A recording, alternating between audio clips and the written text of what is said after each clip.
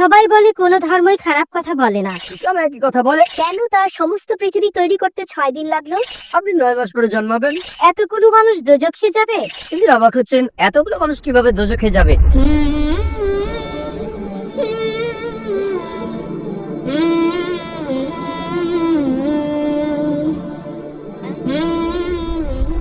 সবাই বলে কোনো ধর্মই খারাপ কথা বলে না, কিন্তু মুসলিমরা কেন অন্য ধর্মের লোকদের ইসলাম গ্রহণ করতে বলে? বোন, আপনি বললেন সব ধর্মে ভালো সব কথা থাকে, কিন্তু মুসলিমরা আমাকে ইসলাম গ্রহণ করতে বলে কেন? অন্য যেসব ধর্ম আছে সেগুলো যা বলে তার বেশিরভাগ কথাই ভালো, তবে ইসলাম ভালো কথা বলার পাশাপাশি আপনাকে দেখাবে কিভাবে সেটা অর্জন করতে হয়। আমি উদাহরণ দিয়েছি, সব ধর্মই বলে চুরি করো না, ইসলাম একই কথা বলে, তবে ইসলাম দেখিয়ে দেয় কিভাবে সেই অবস্থানে যাবেন যেখানে কেউ চুরি করে না।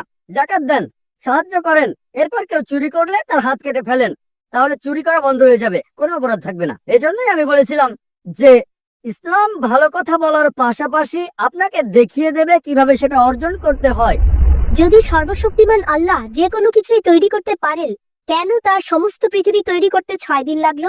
বোন প্রশ্ন করলেন যে আল্লাহ যদি যে কোনো কিছু সৃষ্টি করতে পারেন তাহলে কেন 6 দিন সময় নিলেন। বোন, আল্লাহ যদি চাইতেন একদিনে সৃষ্টি করতে পারতেন, তখন আপনি বলতেন যে কেন একদিনে তৈরি করেছেন, 6 দিনে কেন নয়? কারণ আল্লাহ 6 দিনে এটাই বানাতে চেয়েছেন। কোরআন বলে যে আল্লাহ যা ইচ্ছে করেন তাই সৃষ্টি করতে পারেন। অনেক আয়াতে আছে, আল্লাহ বলেন কোরআনে সূরা আলে ইমরান অধ্যায় 3 আয়াত নম্বর 59, ইন্না মাসালা ঈসা ইনদাল্লাহি কামিসাল আদম খালাকা মিন তুরাব সুম্মা ক্বালা লাহু কুন ফায়াকুন। আল্লাহ তাআলা সাল্লামকে সৃষ্টি করেছেন যেমন তিনি যীশু খ্রিস্টকে সৃষ্টি করেছেন ধুলো থেকে, তিনি বলেন হও আর তা হয়ে যায়।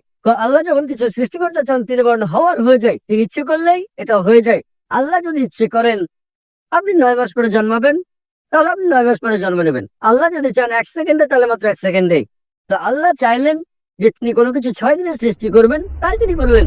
পৃথিবীতে অনেক মানুষ ভুল কাজ করছে, আমার ভাবতে খুব অবাক লাগে, এতগুলো মানুষ দোজখে যাবে? তিনি অবাক হচ্ছেন, এতগুলো মানুষ কিভাবে দোজখে যাবে। আমাদের এই জীবনটা হলো পরীক্ষা। আপনারা যদি ভালো করে দেখেন যে নিচু গ্রেডের পরীক্ষাগুলোতে বেশিরভাগ ছাত্র পাশ করে, তবে উপরের লেভেলে গেলে সেখানে পাশ করাটা কঠিন। উদাহরণস্বরূপ কোনো কঠিন পরীক্ষায় বসেছেন, যেমন মেডিকেল কলেজে ভর্তি হতে গেলে আপনাকে পড়তে হবে, খাটাখাটনি করতে হবে, পড়াশোনা করতে হবে। একইভাবে বেহেশতে যেতে গেলে এটা সহজ কাজ না, এটা মেডিকেলে ভর্তির চেয়েও অনেক কঠিন কাজ। তাই এটা আসলে পরকালের জন্য পরীক্ষা। যারা আল্লাহর নির্দেশগুলো মেনে চলবেন তারা ইনশাআল্লাহ বেহেশতে যেতে পারবেন। আশা করি মনে উত্তরটা পেয়েছে।